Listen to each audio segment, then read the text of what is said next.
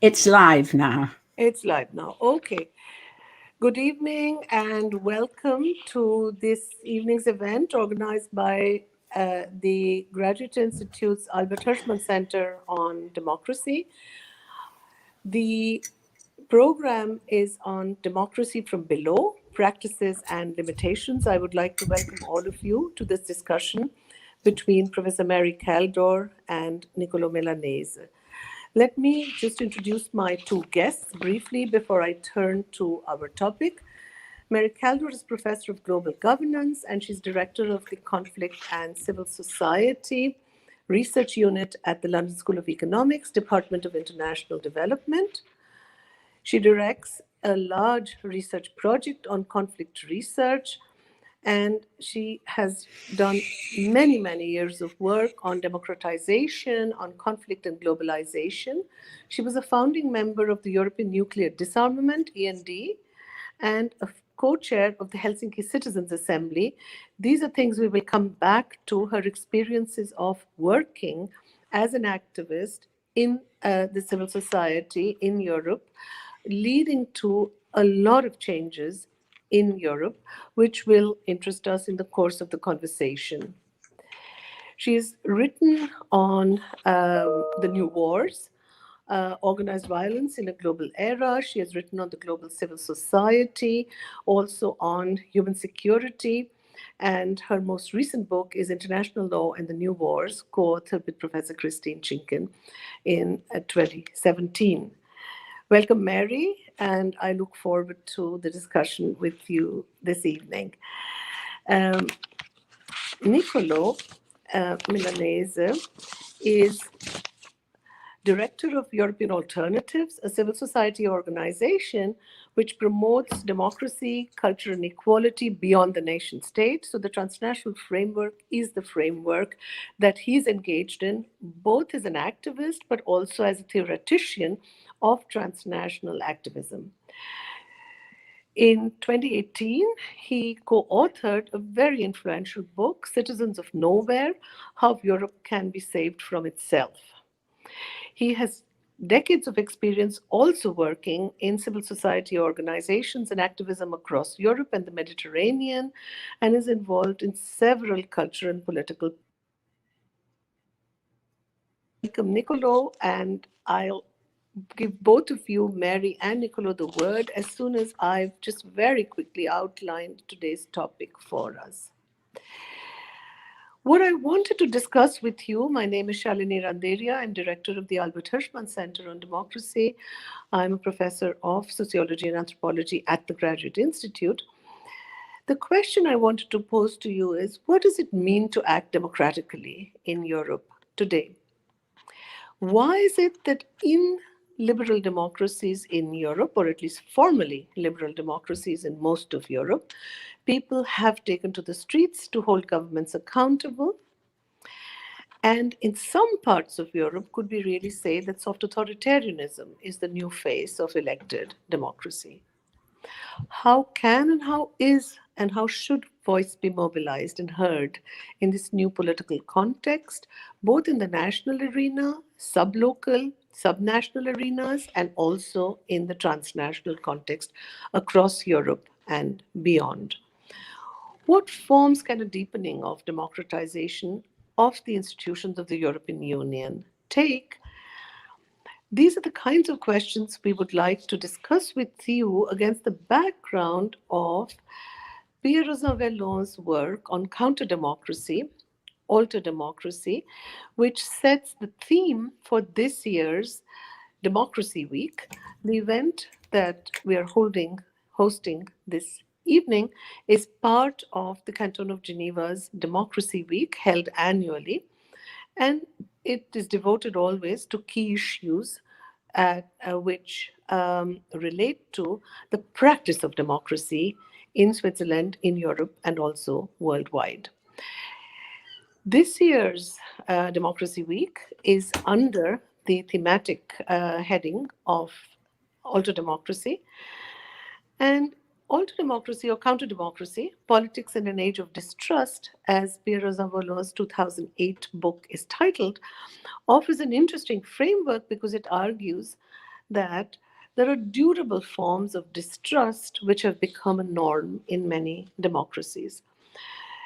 And while they arise from suspicion of the power of the people, fear of its expression, and doubts about universal suffrage, the idea here is that democracy cannot be restricted merely to elections, to the ballot box and the citizen casting a ballot, but that citizens have begun to express themselves, give voice to their concerns, their grievances, through different modalities of monitoring democracies, powers of oversight, forms of prevention, the testing of judgments, etc.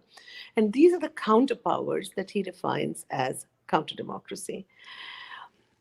These complementary powers of counter-democracy, the way Rosan Vallon theorizes them, are very much cast in a nation-state framework. What we want to do is to ask also how useful such an understanding of democracy is today, when so much of democratic decision-making and also democratic practices transcend the nation-state framework. Let me start by giving the word to Mary, and then followed by Niccolò. Each of them will talk for about 10 to 12 minutes, and then what I will do is moderate a discussion between them before I turn to all of you to write in your questions into the chat function so we can have a more general discussion. Welcome, Mary, and you have the word. Thank you. What I thought I would do would be to talk about 3 experiences of activism that I've lived through. And then at the end, I will draw out the implications for our general argument. So the first episode was the 1980s. I was an anti-nuclear activist. I wanted to get rid of nuclear weapons. And I was in that part of the peace movement where we concluded that the best way to get rid of nuclear weapons would be to end the Cold War.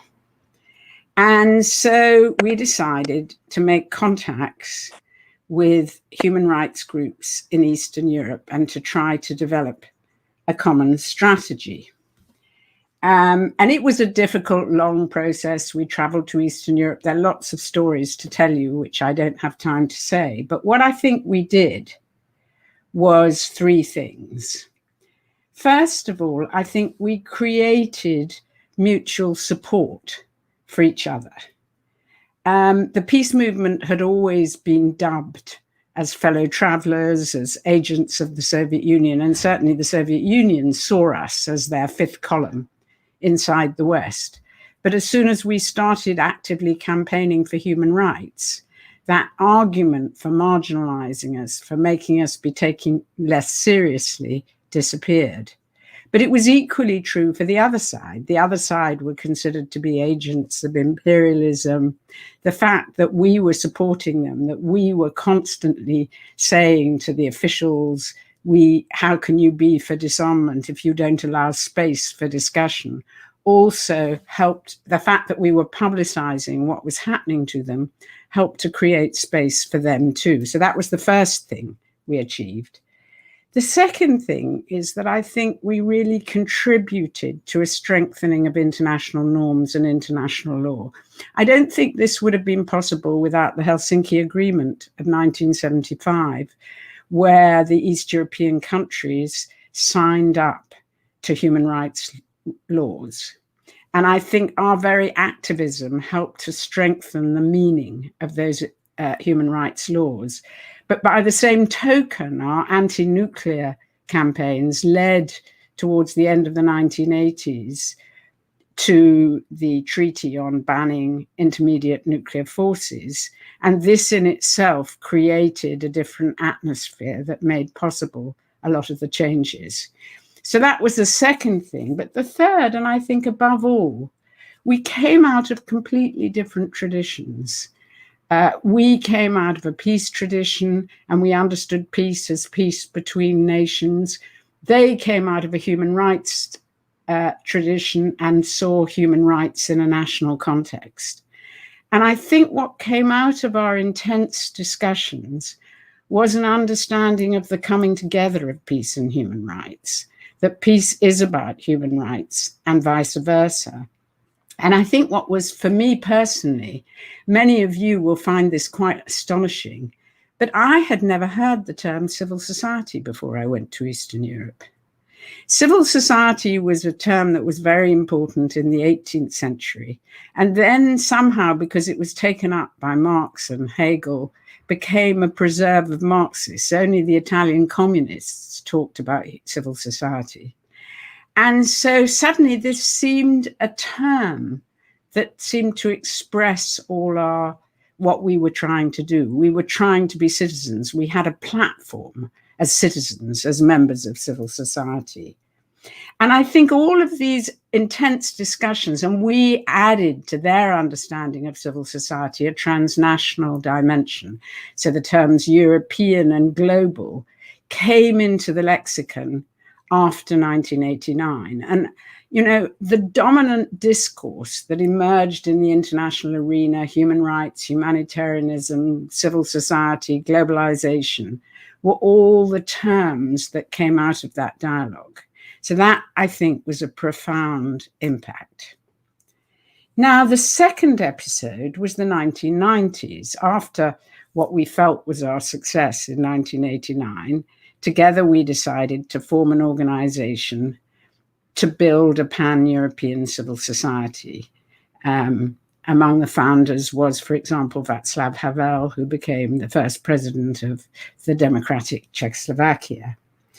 And the idea was we were going to support civil society in difficult places. And almost immediately, wars developed in the Balkans, in the Caucasus, in the post-communist space. And we found ourselves supporting civil society groups in all these areas.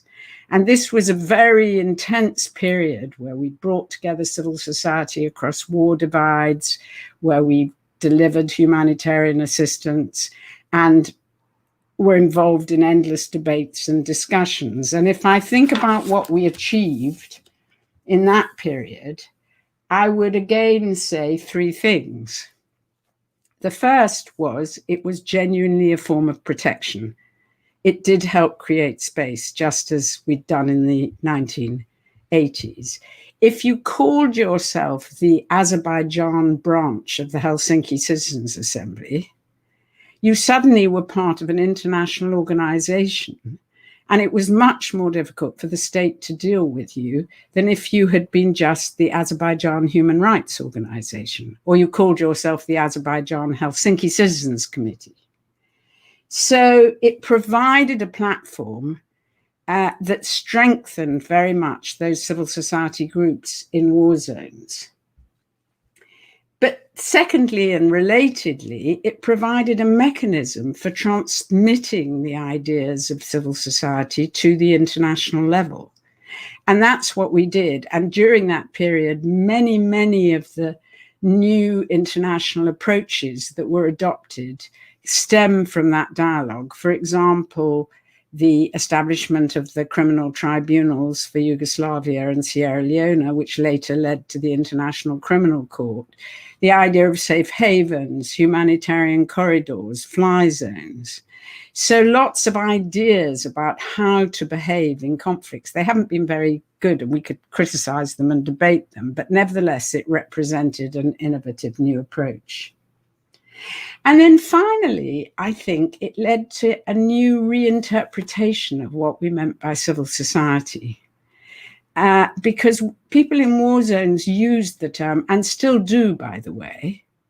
And what they mean is less just the citizen independently, but it actually is a political position against ethnic division, against sectarianism, and against corruption.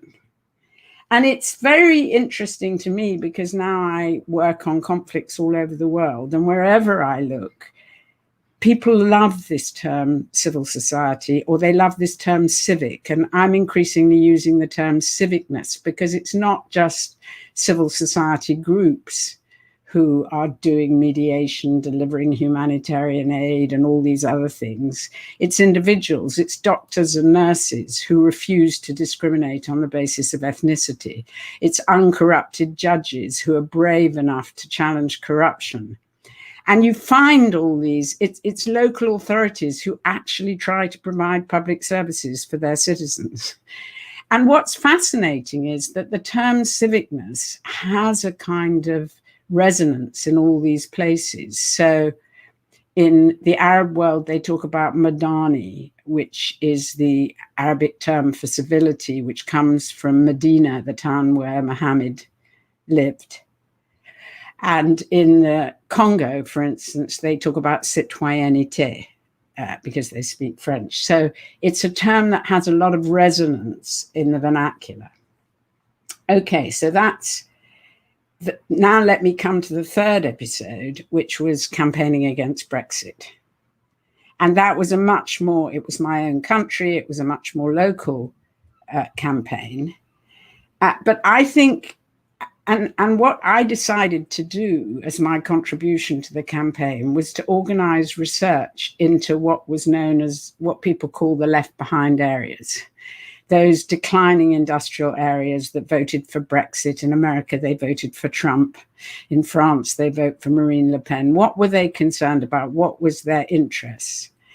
And I think what was fascinating to me was that the main conclusion I came to was that what they really felt was profoundly disempowered. I mean, it was about poverty. Actually, they aren't that poor, the people, they have the people who voted for Brexit necessarily, but there's unemployment, there's depression, they're concerned about immigration, they're often racist. But the key thing I found was that they felt they had no mechanism for participation. And it's interesting because if you compare the left behind areas in England with the left behind areas in Scotland, they voted against Brexit. They voted for Europe. And why was that? Because Scotland now has its own institutions, and because whereas the left behind areas were always Labour, so the Labour MPs took them for granted and nobody ever talked to them, in Scotland, there's a sort of competition going on between Labour and the Scottish nationalists. So people felt they had voice. And this is a comment I want to make on Rosenvallon, actually, because Rosenvallon distinguishes between liberal mistrust and democratic mistrust. Liberal mistrust is about preventing the state's encroachment on private areas. But democratic mistrust, he says, is about the common good. It's about holding the government to account on its promises. And while I don't disagree with that, I think even more important about democratic mistrust, it's about the ability to be able to participate, to influence the common good, to help decide what the common good is. And, at least if you feel your participation is meaningful, you have hope, even if the government is not meeting all the things you would like. So I think that's a really important point about what democracy means. So what do I take away from all these three episodes? And I've no idea how long I've talked for. It's probably more than 10 minutes, but let me try to finish quite quickly. I think I take away something that Shalini started to say at the beginning, that nowadays democracy has to be scalar, or if you like, it has to be multi-level. There's a real problem with the nation state. It is too big for meaningful participation, or maybe it's not that it's too big, it's become armored. It has an armor of, it's now dominated by political parties that are terribly difficult to get through. Political parties used to be a kind of transmission belt from the citizen to the state, but they aren't any longer. They've become electoral machines. It's become stuck in ways of doing things. And so it's terribly difficult to feel that voting at a national level really gives you meaningful participation. But at the same time, it's too small, because many of the important decisions that you want to influence are no longer taken at national levels. They're taken in Brussels, in New York, in the headquarters of multinational companies. So what how do you reconcile this problem? And I think the only way you reconcile it is by having levels that, if you like, balance each other. So I think democracy in the classic sense of elections and participation is much better the closer it is to the citizen. It needs to be at the local level. But to have meaningful decisions at the local level, you need the local level protected by the international. And so you also need a European and international level, which in a way acts as a form of oversight. There has to be a link between the local and the transnational. What I described in terms of my first two examples was exactly that. And there's a famous book by two authors called Keck and Sikkink, where they talk about what they call the boomerang effect, that you, instead of addressing your government, you address a foreign government or a foreign institution, and that puts pressure on your government. So if you like, and this is where I think Rosenballon is really helpful, you could say the democracy at the international or global level is really counter-democracy in the sense of oversight. If democracy in the sense of elections take place at the local level, democracy in the sense of oversight has to take place at the international level. And the international level has to set standards for issues like pandemics, how you deal with pandemics, human rights, conflicts, climate change. So how does the international level get constituted? Well, I mean, maybe in some cases you do have elections, as at the European level. Maybe you also have a combination of nation states. But I think the way to think about it is that we used to think about the balance of the separation of powers, the judiciary, the executive, and the legislature. Maybe now we have to think about levels as balancing each other, the local, the national, and the global, in order to get meaningful democracy. And I suppose my final point is just that, when you read about democratic theory, there is so little written about these different levels. It's in the activist discourse, but if you read Rosenballon, if you read Crouch, whoever it is you read, they just tend to take it for granted that democracy has to be national. And I think that way they're always pushed into a cul-de-sac, because there's no question that people are very disappointed with the national level. And, we can't invent devices for restoring the national level. I'm not saying we get rid of the national level. It's still very important, but it has to be supplemented by other levels. So I'll stop there. We can't hear you. I think you're on mute, Shalini. Oh, yeah. Oh, am I on? Now you're now you've unmuted Yeah. yourself. Okay. No, I can't unmute myself. I'm remotely my voice is remotely controlled, like in most democracies. So I think let me get to Niccolò with this framing, which I think is a very interesting one. And I would agree with you that the nation-state framework is at once too large and too small. And I think that's where we need to think about what kinds of theorizing we need at the transnational level, and then what follows from that kind of theorizing for democratic practices. And I think that's where Niccolò has actually been not only writing about it, but mobilizing as well. So I'll turn to you, Niccolò. Thanks very much, Shalini. Thanks for the invitation as well. What I have to say really follows on quite nicely from what Mary has to say. I'm also going to give two examples, but my conclusions will differ subtly. So maybe there is something for us to speak about. But the very first person that European Alternatives, the organization I helped to establish in 2006, 2007, the very first person we wrote to invite to come to our first event was Václav Havel. So there's a direct continuity there.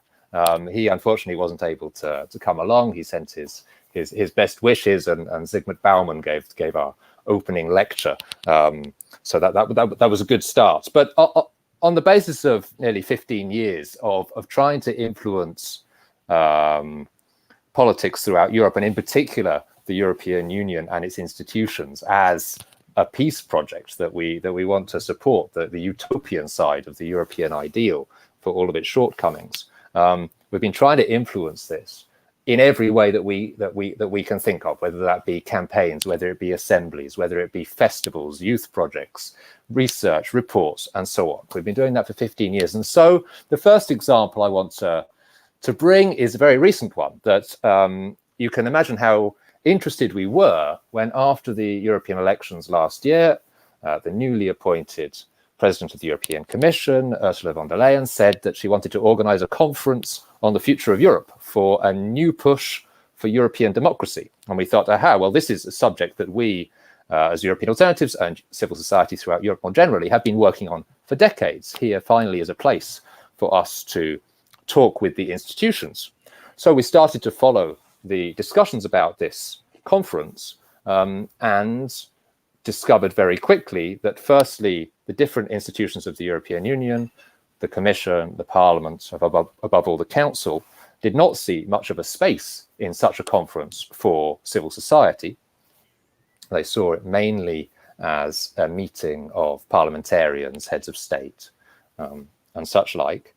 And to the extent that civil society was welcomed at all in the plans, it was in a very auxiliary role, with small numbers of randomly selected citizens perhaps being invited to agoras, but no place in the plenary of the conference. This conference on the future of Europe was supposed to start on the 9th of May this year, but in the context of lockdown, it didn't, and there was at the very least a nice excuse for not starting the conference, and the negotiations are still going on.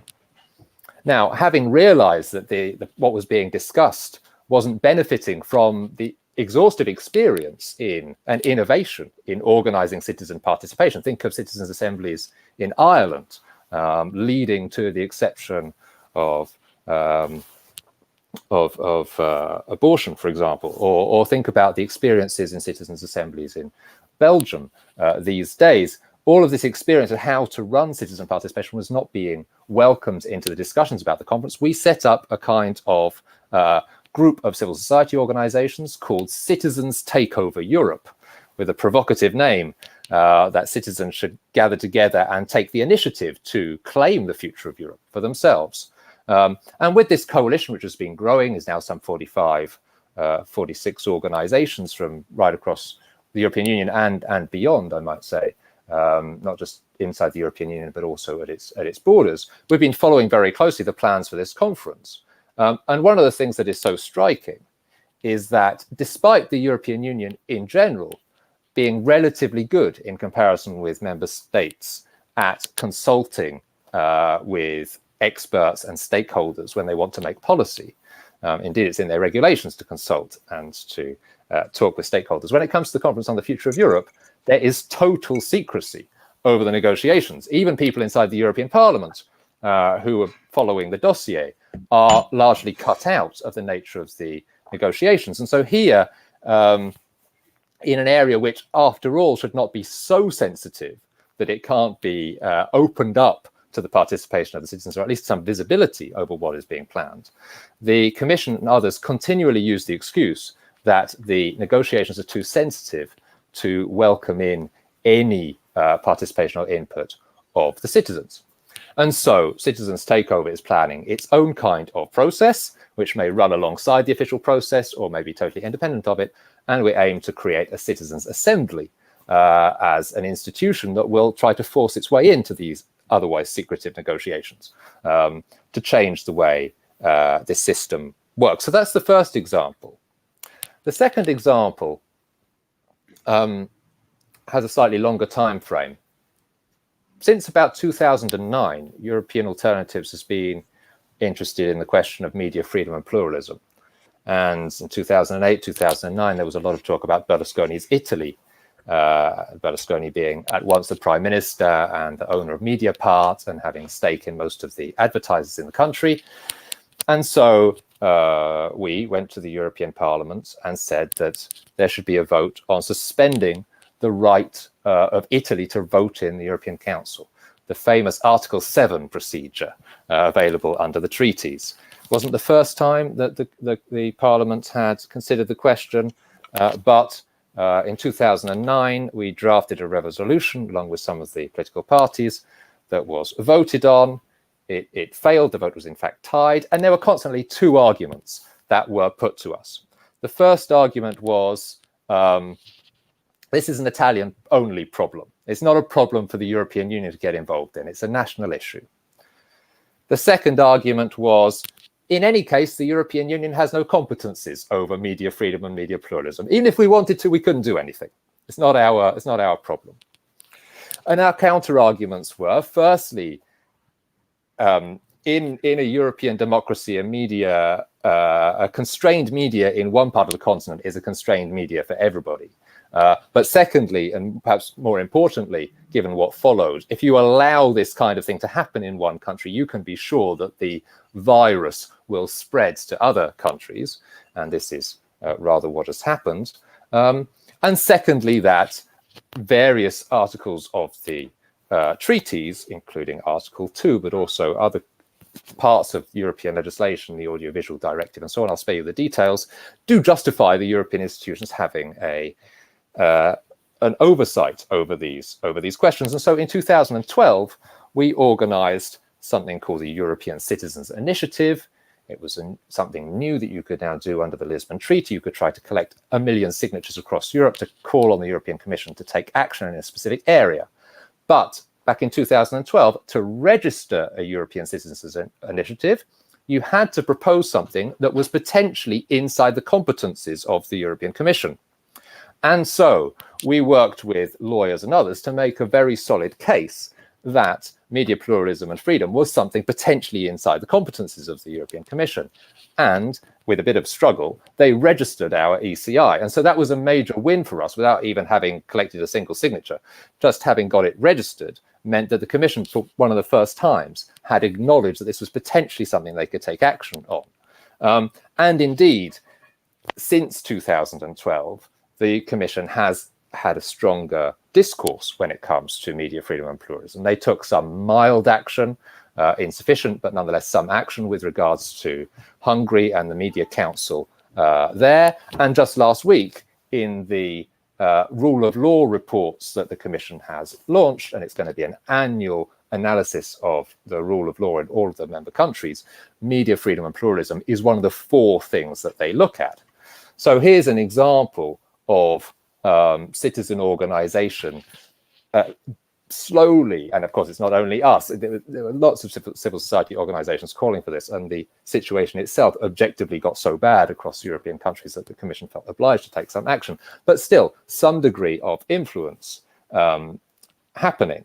Nonetheless, plenty of people have pointed out that it's one thing to begin to consider these questions in a report, it's another thing for the Commission and the European Union as a whole to take meaningful action. And there could be multiple critiques of the rule of law report, the way that it's used soft language, and above all, it's apparent how weak the political authority of the European Commission really is. They are dependent on the various heads of state being willing to take significant action. And I think we can say openly in the case of Hungary, they are stuck with the fact that the EPP conservative grouping protects one of its members. So the political authority is not there. And this leads me to one of my conclusions, that it's striking that amongst the areas that are considered in the rule of law report, there's media freedom, there's the rule of there's the judiciary, there's the question of checks and balances, and there is anti-corruption. These are the 4 chapters they look at. One of the things they don't look at in any of the countries is the right of assembly and the possibility of the citizens to organize themselves. And this, I think, is very telling, because the danger with seeing international institutions as a kind of in an oversight function is that they become opposed to, it's too easy to set them up in opposition to the will of the citizens. And that's what's happened. It's one of the things that's happened in countries like Hungary, where it's too easy for someone like Orban to say, look at this nasty European Union coming, telling us what we can't do. And he uses that to build his own political legitimacy. And that's because the European Union and international institutions in general detach this oversight function from the generation of political will amongst the citizenry. And I think that the right to association is really central to this. And the fact that they're not considering it tells us that there's not enough thinking and awareness going on about the basic question of how do citizens organize themselves politically across borders. And they organize themselves in order to have agency. And there's multiple ways that this is happening, and it's been happening for decades. Mary gave examples, and we could go back much further about people organizing themselves across borders. But this has remained sporadic. It's very easy for the capacities that are built up to get lost for some period of time, and it hasn't properly been institutionalized. And I don't think we should be afraid of this word of institution. I don't mean big bureaucracies. I mean institutionalized in a sociological sense of us building the institutions of a transnational society and polity. And that would involve all kinds of forms of organization, which might go beyond what we would normally call civil society. It would include genuinely transnational political parties, genuinely transnational trade unions, genuinely transnational NGOs. And the infrastructure for this isn't there. People are experimenting with it. I've been experimenting with it with my friends at my organization for decades. But when you try to do it, you see that the infrastructure there, the legal infrastructure, the dispositions are not there to really support this over time. So this is a great hole in European democracy. My last comment, though, is in reaction to where Mary ended up, and then I'll leave time for discussion. So that Mary ended up talking in terms of levels of governance, or levels of democracy even. And I've become a little bit obsessional with this imaginary of either levels or scales. And I find that trying to identify the local, the regional, the national, the European, the global level is quite misleading. And I prefer to think of the scales of our acting together. And I think that this COVID, the fact that we're speaking like this, really speaks to the question of what is local. You know, I was an activist with Mary in the Brexit campaign. We're part of the same organization based, I suppose, in London, but often meeting like this. I could feel a strong connection with all three people here, and we have many mutual concerns, but I don't know whether we're local. Are we, you know, our localities have become transnational. So I think that we really have to be careful with this question of scales and not be too, and I think we have to be flexible with it as well. And I'm very hesitant when we start to say, well, the global or the international should take responsibility for all of these functions, whereas our local government should take responsibility for these functions. Because I think that our lives are much more complicated and overlapping than this. And one of the capacities of activists, I dare say, that I've been wanting to foster or experiment with over the last decade is this capacity of being flexible in who you address, for what reason, and what kind of solution you build in each instance, because our interconnected world is too complex to try to categorize too schematically. So perhaps I finish there. So thank you. Thank you very, very much, Niccolò. I'm going to just address maybe a couple of questions to both of you, and then see where we take the discussion. Mary, listening to you, what I was struck by in the description that you gave, which was a chronological biographical story of your involvement in the anti-nuclear movement, peace movement, then in pan-European forms of solidarity, and finally in Brexit. But in the earlier movement, so let's leave out Brexit for the moment, human rights played a very, very important role. And I think what we are seeing at the moment, and what I found interesting, is that you said one of the achievements of the movement, the anti-nuclear movement, was strengthening international law and international norms. And I think what we are getting today is a complete backlash against that, right? States which have, liberal democracies, so we leave out the other ones, which are signatories to these international treaties, are in flagrant violation of those treaties. Look at the whole question of refugees, of migrants, and the entire breakdown of the framework of human rights as a tool to achieve justice, both against the state or against any other oppressive agency. So in a sense, I think there has been an attack on the human rights framework, both from the left and from the right. The deconstruction from the left because of suspicion of a certain kind of liberal understanding of human rights, also about the hypocrisy of the West in the way it used and instrumentalized human rights. And the best example of the attack on human rights from the right would be the speech given by Priti Patel yesterday at the Conservative Party conference, attacking even the lawyers who are protecting the rights of refugees and migrants as those who are doing something which is both illegal and immoral. So my question to you is, do you think the human rights discourse is no longer going to move the agenda for social and environmental justice, either nationally or transnationally, and in an emancipatory direction? What do we need to replace it with in that case, if it's lost its purchase? I'm not sure that it has lost its purchase, but I think one of the problems is that along with the rise of the human rights discourse came the rise of market fundamentalism. They came together. You know, they came out of the 1968 moment when people were reacting against the dominance of the post-war state.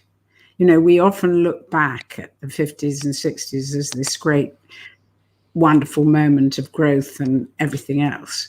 But we forget how paternalistic, racist, and authoritarian the state was. And that was what the 68 movement was about, but it was also what the ideology of free movements. So the right was going to free movements, the left was going for democracy. And the post-68 movements, of which I'm a part, were about peace, environment, human rights, but not about social justice. I think we thought we'd won those battles. And I think what's interesting is that both neoliberalism and human rights found their expression at the international level, whether it was the IMF, the European Union. So the European Union, in a funny way, embodies both those things. The single market was an incredible neoliberal project, but alongside it went commitments on human rights and other things that were rather good. And so what you get is the traditional left are very anti-international because they think social justice can only be achieved at a national level. Right.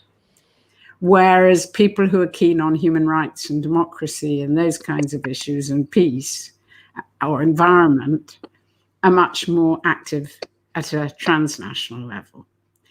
And, you know, what my worry is at the moment is, and you see this in the UK Brexit debate, it's what went wrong, is that actually we can't any longer achieve social justice at a national level, if we ever could, actually. And that, in fact, if we need social justice, we do need the European and the global level. So the question is this backlash against human rights, which I think very much has to do with the failure of the nation state, very much has to do with the growing mistrust of the state, so that in the end people feel the only way to capture power is to appeal to people's worst instincts, racism, national identity. It's all linked to, and then there are other things, the consequence we can discuss of neoliberalism have all led to this new kind of authoritarianism that is both racist and corrupt. But having said that, there are large numbers of people who are still civic-minded and who recognize that it's only through reforming the European Union, it's only through acting at an international level that we can find a solution to all these problems. And Niccolò sitting here as the European alternatives is a wonderful example of that. So I'm not necessarily unoptimistic. I think that the European Union has taken the first tentative moves that are very necessary if it is to act in support, if it is to act on social justice at a European level. It's not nearly enough, but I think it'll gather momentum and we'll see some changes. So I'm not unoptimistic, actually. I think the human rights discourse may come back, although we may describe it in different ways. I also wanted to say something to Niccolò about levels. I mean, I completely agree with you that as activists, we have to be flexible, and that the local is also global, and what's global is also local. Global doesn't happen in the ether. It happens on the ground. You know, when I think about conflicts, these are the conflicts I study. People see them as very local, but they're actually huge. We were just discussing this afternoon the transnational links of Boko Haram, for example. So I agree with all that, but I do think you can't have democracy without public authority. You need public authority. And you have local public authorities that are terribly important and that are being completely neglected at the moment, or at least in this country, in Britain. It's not true in other places. You have authorities at the European level, and having authorities which you can address, which you can elect people to, is incredibly important. And it may be that you decide to be active at different levels and you combine with different people. But nevertheless, what I'm really trying to say is that all these different levels have to combine to make it possible for people to be democratic. And the Scottish example, by the way, is a very good example of this. I mean, the fact that we had devolution and we have a Scottish Parliament has made a real difference to how democratic people in Scotland feel. So, Niccolò, I'll give you, of course, a chance to respond to that. But there are two follow-up questions I had from what you said. One of them concerns this very structure of civil society. And there, a similar kind of tendency of the kind that I was pointing out to Mary, and I think that I really feel that the discourse of human rights is being delegitimized by a lot of right-wing, populist, majoritarian parties, governments, etc., and politicians. In a sense, don't you think one of the problems is that some of the transnational civil society organization that we are seeing is very much by illiberal groups? So you have an equally strong network of uncivil society, if you like, if I may give it just a very shorthand, or in civil society, a shorthand sort of description, such that tendencies which we would consider inimical to the health of a liberal democracy are precisely the ones which are also organizing transnationally, not only within Europe, but also transatlantic. And we've seen efforts from the US also to build up these groups and support them within Europe, as we have seen efforts by Russia to build these forces up.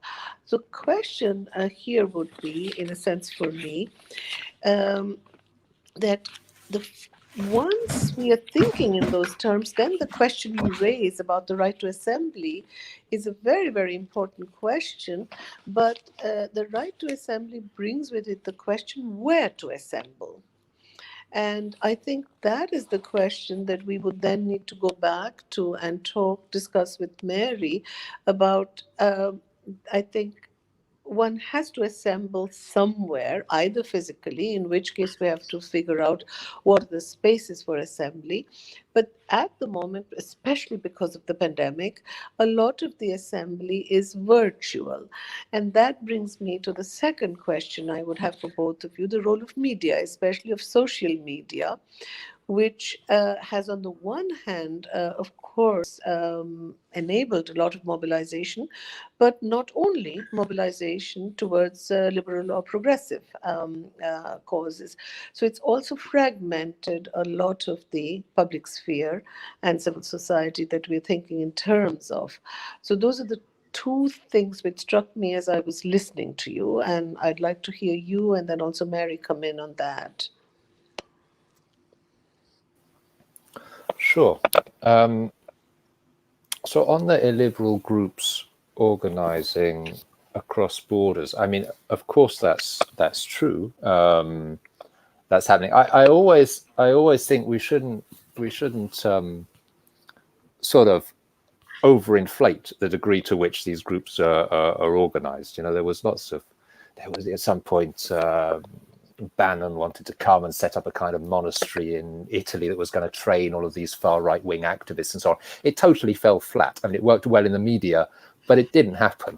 And there was lots of talk about the far right collaborating in advance of the last European elections and trying to hold rallies together. And you know, most of it was just bluster. So yes, it's happening.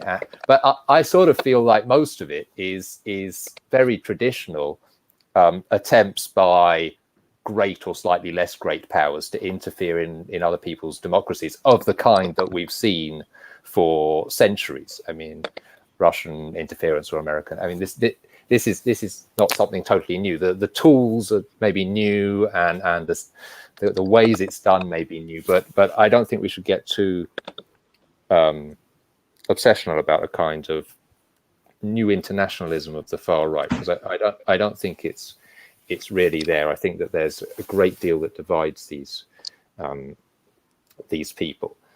I think that the question of where to a certain extent, these groups and these non-liberal tendencies profit from the sense of disempowerment and alienation of large parts of the citizenry, and that's to me very much connected to the question of where do people assemble, which even more fundamentally is where do people get a civic agency from, and I think that they get it from meeting in public spaces, that's for sure, and so that's a local competence, I suppose, but also assembling in associations, in sports clubs, in every kind of in trade unions and political parties, and so every kind of institution of civil society. And it seems like a very boring point, but I've come to think it's really important that we understand that inside the European Union, despite having a single market and other kinds of things,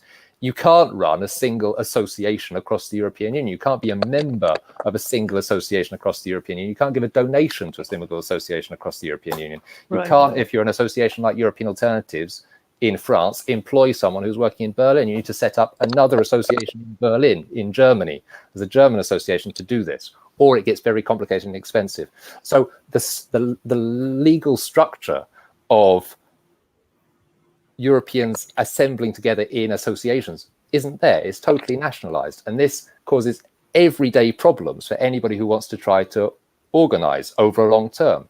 You can mobilize every Friday in public spaces, and I think it's fantastic that people are doing that. But if you want to create institutions that will permanently be there influencing decision making, you run up to a lot of obstacles in the structure of our legal states. So I want to emphasize that point. In response, but it's connected. But in response to the question you asked to Mary and part of Mary's response about migration and cities, I want to say that one of the things European Alternatives has been trying to organize and call for is that cities of sanctuary and cities of refugee welcome can work together in a European framework to also relocate asylum seekers. Member states don't necessarily want to do it. This attempt of the Commission to organize relocation has fallen flat, but cities from many countries, north and south, east and west, have said, well, we are able, in fact, we want to take in asylum seekers. Why can't we organize the European Union so that we don't have to go through the member states, that financing, for example, from the European budget could directly go to cities that are willing to welcome a certain number of asylum seekers or other kinds of refugees. So there's other ways of composing, I suppose one could say, the national and the local and the transnational. Right. And this is what I mean about trying to be flexible about the ways that we see these scales interacting, because I think then we can come up with kind of creative solutions. Lastly, I wanted to just emphasize the point that Mary made about social justice, because I really do think that is where at least in Europe, the discourse around human rights has become unpopular, because it's been associated with a certain kind of liberal free marketeering view, particularly in Central and Eastern Europe. But it's true that the European Union has started to put in place also the institutions of social justice. The new European Labour Authority, which is currently in Brussels, but will shortly open up in Bratislava, is an institution which could properly promote the protection of rights at work across the European Union, a kind of ladder of improving workers' standards. There's talk about a European minimum wage and so on. So this, I really think, is part of the solution.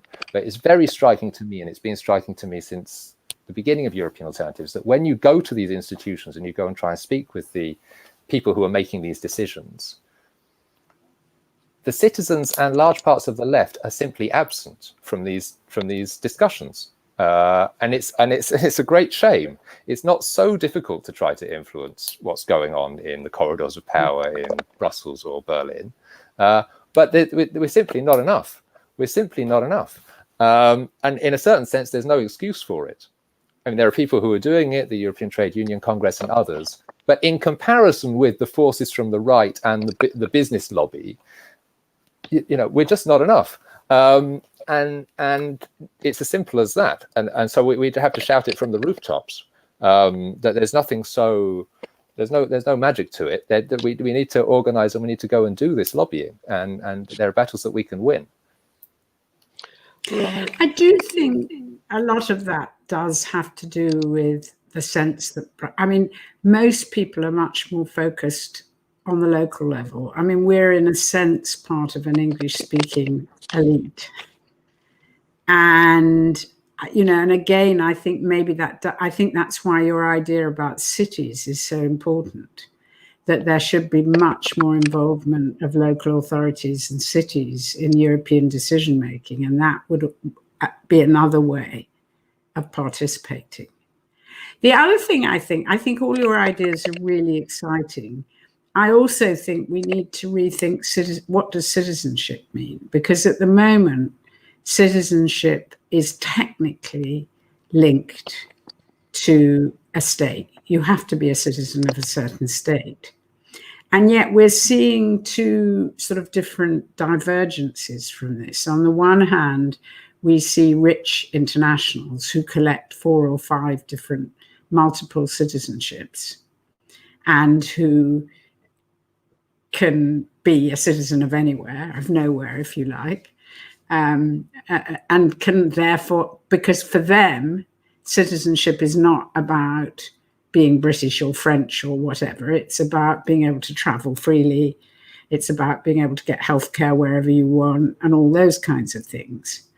And actually, interestingly enough, citizenship means the same if you're a migrant or a displaced person or somebody very poor. In most of the conflict I studied, people want citizenship, but they couldn't care less what country it is. They just want those bundle of rights that represent citizenship. And so, yet on the other side of the coin, you have a group of people who feel very fiercely that citizenship only belongs to particular national groups, and that being a citizen means somehow you have access to the goodies of the state.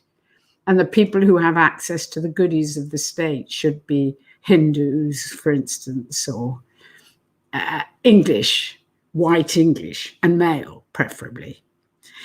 You know, and so you have this real polarization. And I think if we could think of imaginative ways in which we could have that bundle of rights that represents citizenship without necessarily having to have it linked to a particular national identity.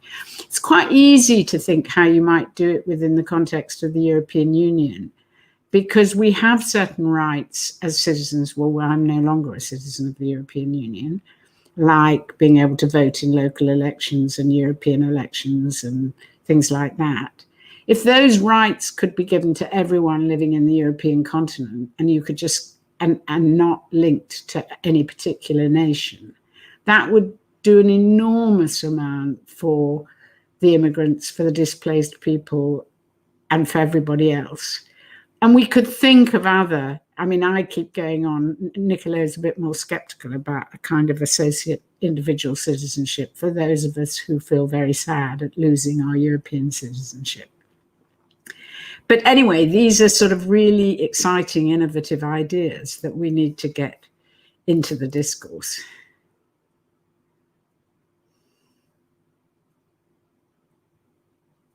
You're on mute. I don't know who. I can't unmute myself. You are. Somebody's unmuted you. All right. Thank you. Now the major question I would have is, are there questions to us, to you, Mary, and to Niccolò that you can see on the chat function, which you would like to pick up and answer? Because I'm unable to see this function at all. So we could actually turn to the people who've been listening to us to now join the conversation. I think that's a good time to bring people in. So hello everyone. Yes, I can't see that. I'm Shalini's colleague from the Graduate Institute's Hirschman Centre on Democracy in Geneva. And I will take the questions that appear in the comments that we have here. So thank you for the audience to join and to engage in this very interesting and timely discussion. So I would start with Jean's question, which is to both of you, asking you how do you look into the promises and the limits of current international human rights mechanisms, like the European Court of Human Rights and the Universal Periodic Review, inside and outside Europe?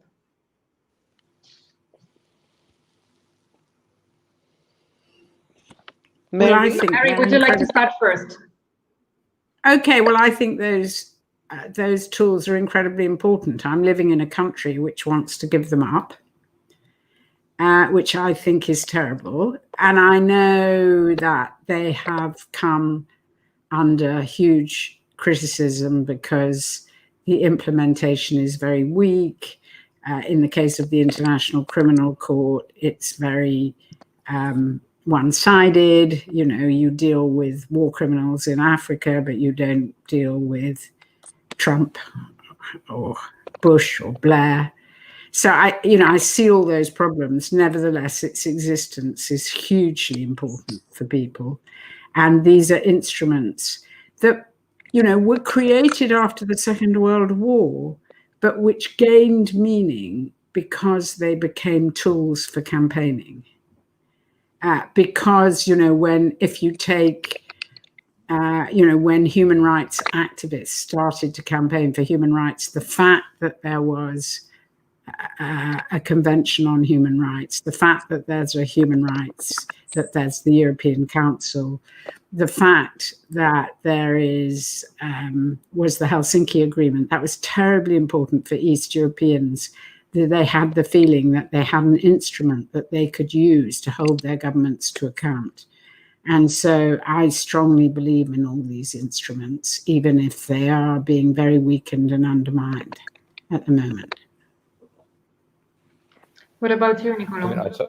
I totally agree with what Mary just said, and I think the European Court on Human Rights, you think of the role it's played for the citizens of a country like Turkey, appealing against forms of persecution or for their right to not take part in military service. It's played a very important role, both for those individuals and also for, I guess, reminding all the rest of us that Europe is much broader than the European Union.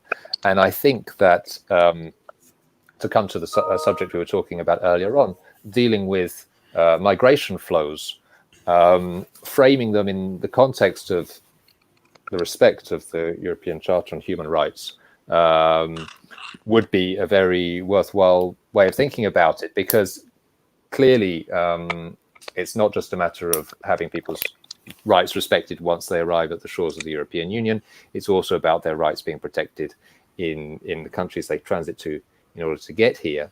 And at the moment, that's completely the opposite of the way the European Union is thinking about the problem. At the moment, they're thinking about simply trying to shut the doors and, on the other hand, expel people out of the territory, because then it's no longer their responsibility. So I think that the European Court of Human Rights is a useful reframing, and I take the opportunity to mention that the negotiations about the European Union itself joining the European Convention on Human Rights have reopened, and I think that would be a very important step to broadening the scope of the rights that the European Union is there to protect, and also reinforcing the fact that the European Union is there to protect the rights of individuals, in addition to the other things that it's doing. So hopefully that will finally happen.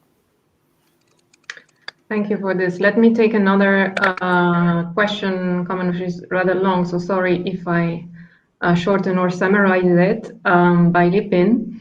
So Mary have been recounting of your activism in the 70s and 80s, and you have been painting a picture of conversation and dialogue at multiple levels. Engagement between West European human rights and peace activists with Eastern European human rights and democracy activists, dialogue between academics and activists on the ground, and so on. Now, if I fast forward to the 21st century, is it true that we have an almost impossibility, or rather an impossibility of conversation dialogue? And how do you view the role of technology and social media, which have not permitted to overcome those barriers? I was just thinking that we hadn't answered Shalini's question about social media. And so it's good that this question is arising.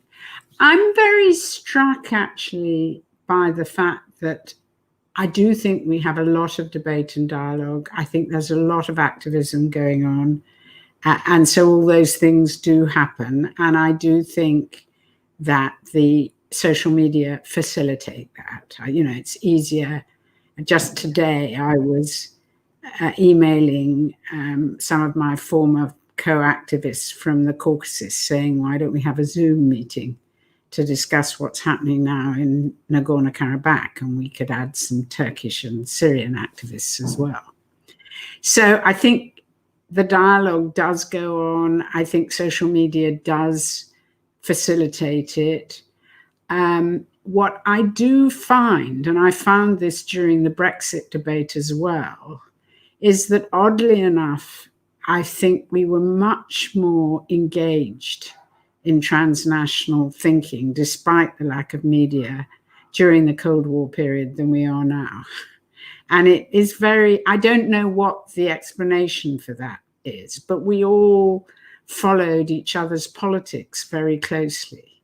it really mattered who was going to be elected in Germany. It still matters, but for some reason, when I talk to activists, they're much more locally and nationally.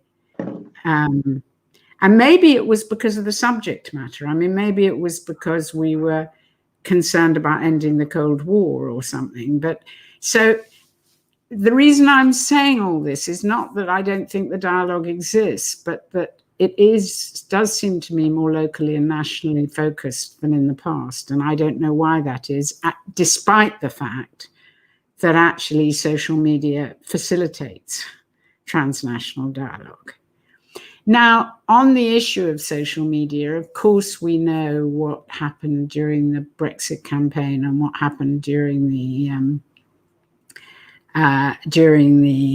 Trump campaign, and we've all read about echo chambers and how algorithms encourage extremism.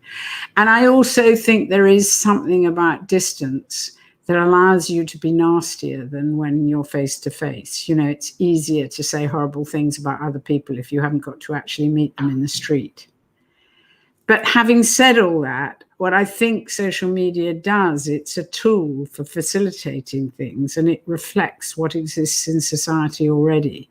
It magnifies what's in it. It's easier to mobilize. You can call a demonstration and advertise it on Facebook and tweet and all of that, and more people will come than in the days when you had to send individual letters to activists to ask them to go on a demonstration, and you had to have address books and you had to stamp the envelopes, and all of that was terribly slow and time consuming. So obviously this is a wonderful technological tool that facilitates the left and the right, but it is just magnifying what is already existing and what's out there, in my view, rather than particularly shifting us in one direction rather than another.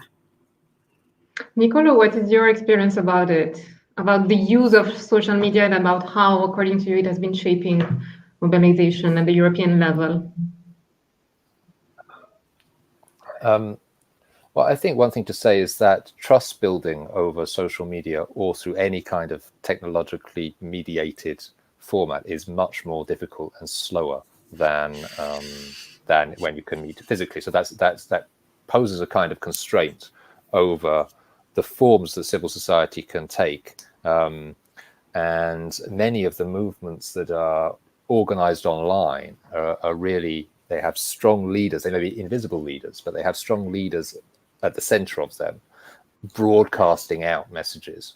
And so I think so it encourages a particular kind of social movement and civil society organization, which I think has its limitations and is often sort of camouflaged under a pretense of horizontality and everybody having the right to say whatever they want online and so on, when in reality it's very vertically directed. The second thing is that my now sustained impression is that social media doesn't help with political literacy or people taking the time to think. I'm really a partisan of reading long texts and taking the time to think about them, and I'm not sure that social media encourages that or deep thinking in political discussion. And so I have the impression, maybe it's just my romanticizing when I listen to the stories, or it may be those who are telling them romanticizing about the 60s, 70s and 80s, but I really have the impression that levels of political literacy and awareness and thought were more present in those times. Otherwise, any of the movements simply wouldn't have been possible. I think that there's nothing stopping us from. I'm not sure about that, actually, Niccolò. I was trying to provoke you, Mary. I think you and Luke are as politically literate as anybody who was my colleague in those days. And I think what's interesting now is that you know much more about what's going on at governmental level than we did. We could read long articles, but if you wanted government documents, you had to go to a special library, or if you ordered to buy it, it took 6 weeks to arrive. And then you had to sit in the library and study the documents. And so your knowledge of whereas now it's all on websites. And, when you talk so fluently about the articles of the European constitutions, only a few very learned people could do that in those days. I'm not saying that you're not one of the few very learned people, but I just feel our knowledge about what goes on within government is just so much greater, and it gives us so much greater ability. So I'm not sure I agree with you about greater political literacy. I think, on the contrary, I think the everyday activist is much more literate than in my day. But the intellectuals are probably much the same. Oh, except there are many more women, and that makes a huge difference. That's huge progress indeed. But maybe I take the possibility to just refine my point about political literacy. That we've had centuries to learn how to think about printed texts, so to read and then think about them. We haven't had that time to learn to think about all the information that we receive over social media and the internet, and our schooling systems don't yet really prepare us for that, and so on. So this is where I think that there's perhaps a difference. I agree with that, although I do think, and that includes children, I mean, I'm always just amazed at how much my grandchildren know. And they know it because of the games they've played and the stuff they've looked at.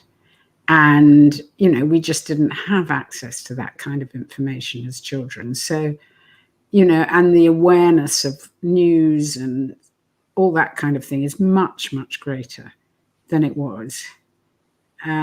So it's what's the word? Slides and roundabouts or whatever. Let's take another question by Lipin about the relationship between the organizational structure of civil society groups, national, transnational, horizontally structured or organized top-down, and so on, and their effectiveness in achieving goals. Lipin asks, are we losing sight of the fact that when it comes to movements that have most powerfully represented their constituencies, for instance, the Black Lives Matter, they are often the product of years of careful organization and planning? How would Niccolò view the question of organization, especially in the context of their campaign for a citizens-centered conference on the future of the euro? Well, I think that that Lipin is right, that the movements that explode into the media scene, like Black Lives Matter, have taken a very long time to organize themselves in advance. And of course, even those movements that themselves haven't necessarily taken a long time to organize themselves, such as Fridays for Future, have been prepared by many other organizations working for a long time who sort of prepare the ground for these things to emerge. So it's definitely important to keep in mind the backstory, if you like, of all of these things. I think that when it comes to thinking about transnational forms of political organization, there's a real issue around the different temporalities of different scales of democracy, we could say, that organizing political processes on a European scale to see their effects takes a very long time. It takes a long time whether you're civil society or the institutions. It's one of the big problems, after all. As Shalini will be aware, the European Court of Justice has just ruled that the Hungarian laws that forced the Central European University out of Budapest are illegal and not in line with the European law.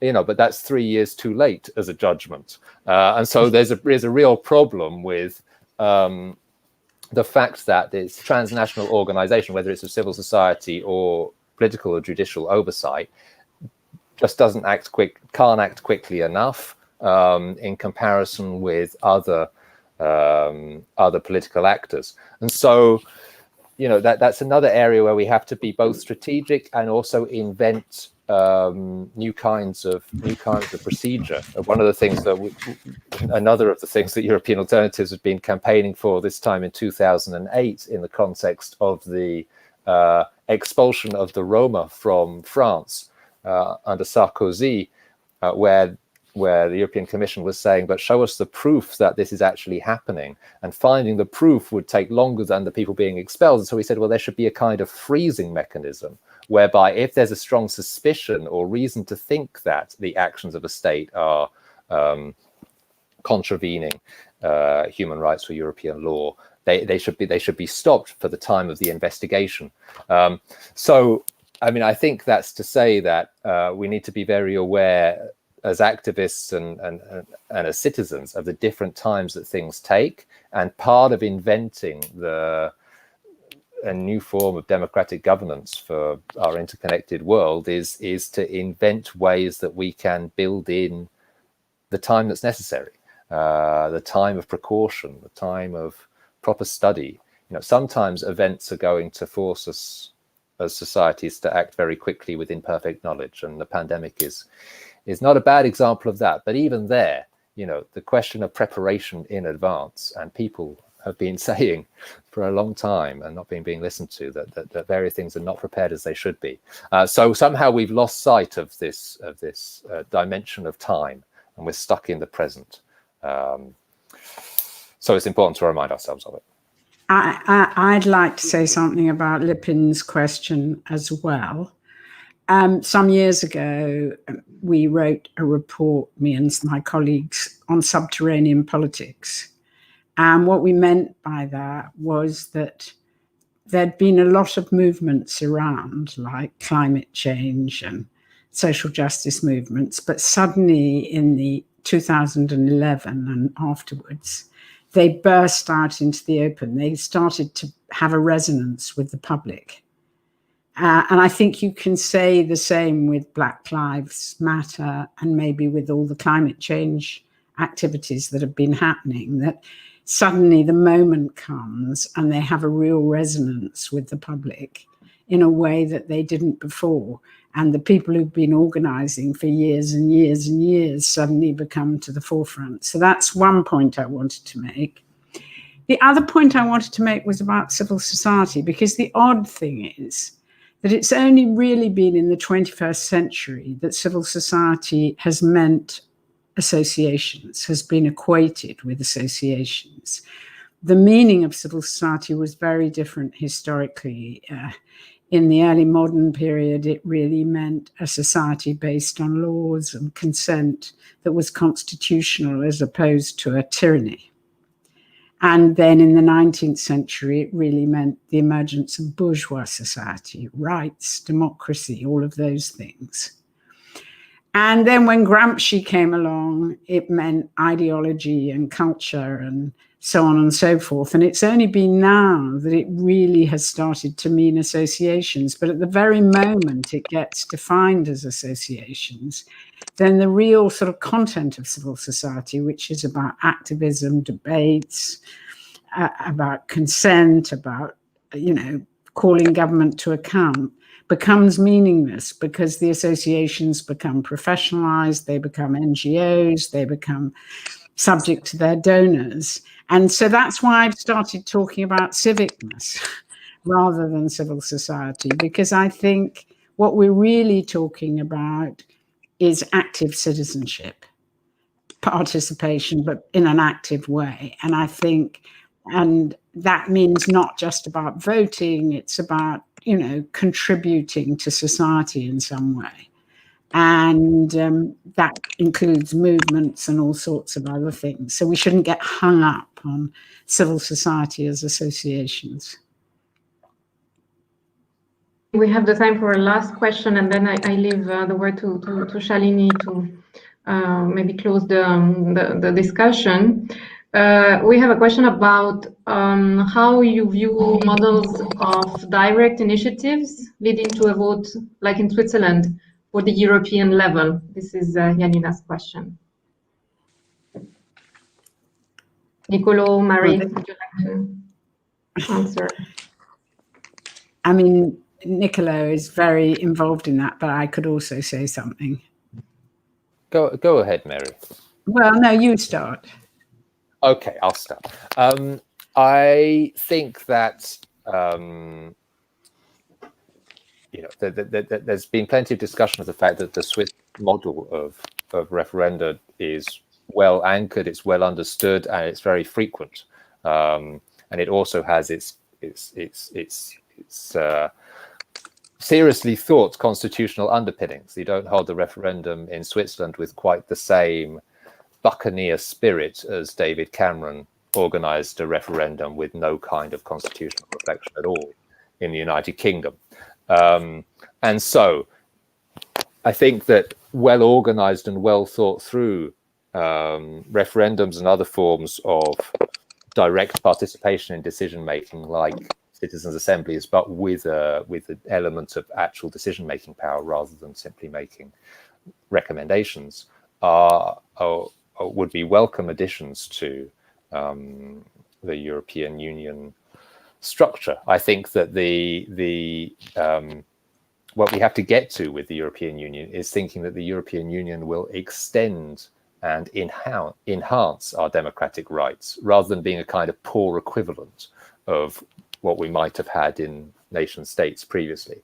And so I'm broadly in favor. I don't think that there should be the possibility of having referendums on everything. I don't think they should just be one-off. I don't think they should be done in a badly thought through way. But I'm in favor of having these kinds of innovations. I think they'd be a welcome complement. Well, I agree with that. And I mean, in general, I'm rather against referendums because they're too binary. And I prefer an assembly or a deliberative process.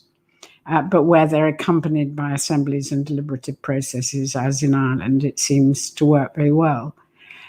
And I think the Citizens' Initiative was actually a great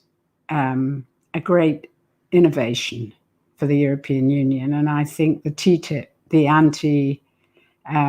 TTIP campaign was just brilliant and involved people from all over Europe and did in the end win. It was terribly complicated and difficult, but it was a process that I think was really important. You know, if I'm trying to think about what sort of animal the European Union ought to be, it goes back to what I was saying about participation. I think democracy is all about being able to influence the decisions which affect your lives. And it's not necessarily about directly influencing the European Union, but it's about the European Union making it possible for people to influence the decisions that affect their lives, which could be locally, which could be nationally, it could be, and you know, if that was seen as the sort of central goal of the European Union, it would influence a whole range of policies, including the various possibilities for direct participation.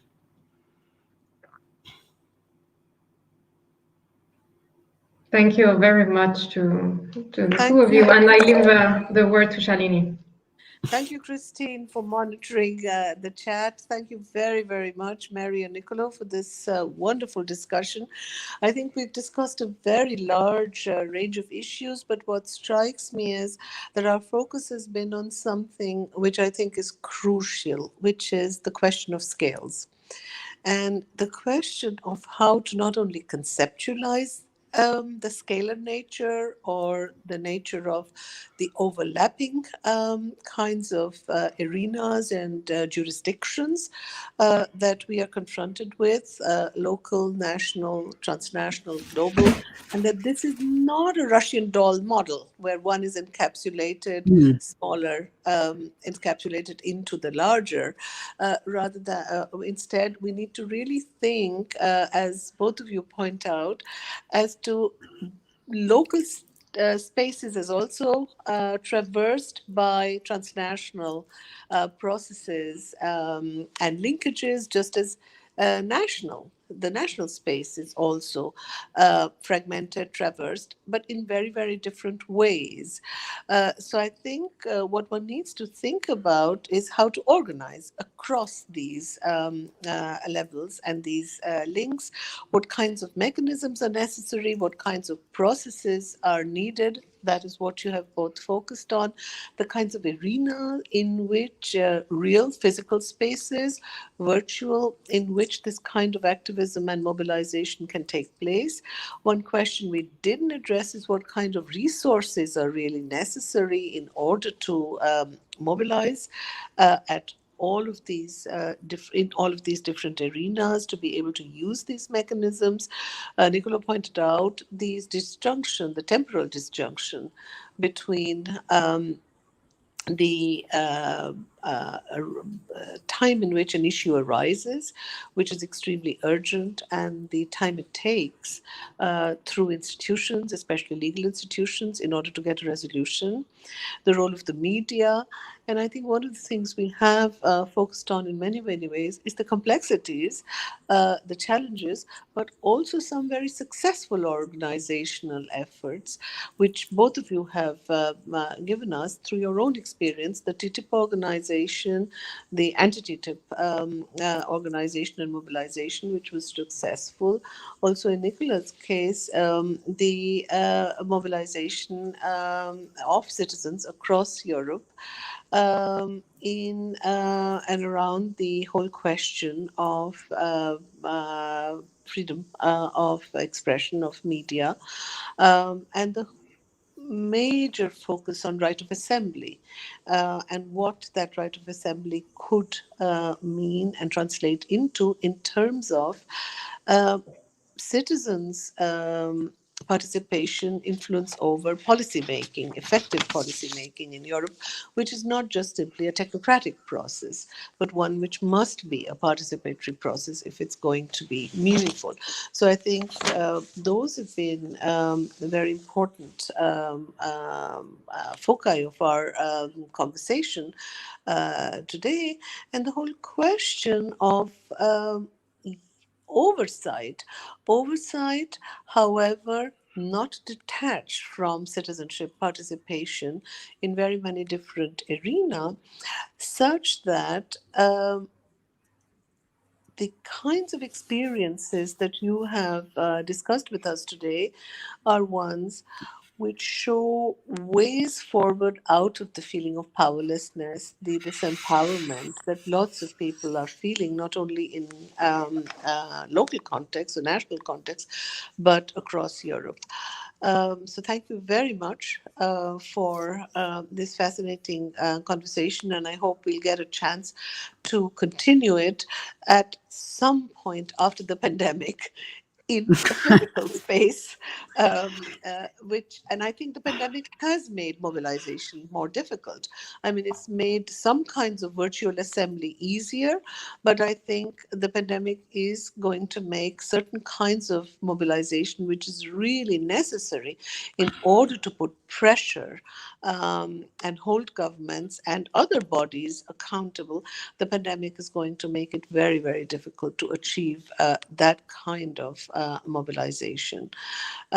Nevertheless, I would like to end on an optimistic note. I very much hope that we can have you, both of you, at the Graduate Institute next year, host you at the Albert Hirschman Centre on Democracy, when it's possible to travel and come to Geneva, and we can continue this conversation. So thank you very much for this evening's event. And thank you very much, Christine, for the moderation of the latter part. Thank you very much, the audience Mary, for joining Niccolò, us. and Thank you.